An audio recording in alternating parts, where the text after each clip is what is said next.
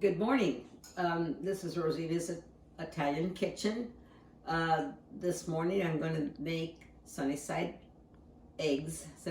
up eggs, and pork link sausages and toast. And now we're going to cook the eggs.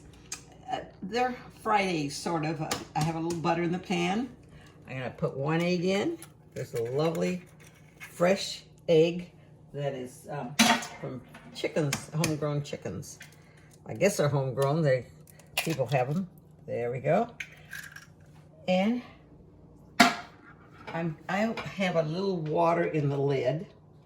The reason for the water is so the yolk will be covered in kind of white film, which is kind of nice. So let's put that on there, and through this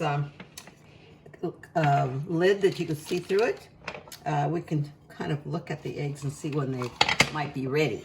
It looks like the eggs are almost ready. I can see a white film on the yolk, and that's what we kind of like when we cook eggs or have fried eggs. Again, I'm serving the breakfast now, which is a simple English breakfast with the 2 pieces of sausage and eggs and toast, and we have a glass of juice.